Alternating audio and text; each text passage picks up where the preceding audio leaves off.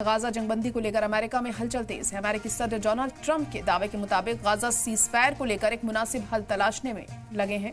इस दौरान ट्रंप की इजरायली पीएम से मुस्तकिल बातचीत चल रही है। महज 24 घंटे में दोनों की 2 बार मुलाकात हो चुकी है। इस दौरान अमेरिकी सदर डोनाल्ड ट्रंप ने इजरायल के वजीर आजम बेंजामिन नेतन्याहू पर दबाव डाला है कि वो जल्द मुआहिदा तक पहुंचे।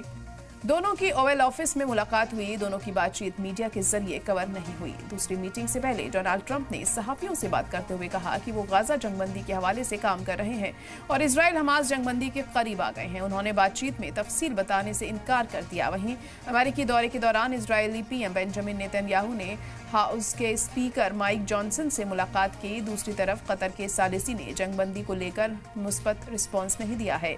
उनके मुताबिक जंगबंदी में और वक्त लग सकता है। वाज़ेह हो कि दोहा में 60 रोजा गाजा जंगबंदी पर बातचीत चल रही है।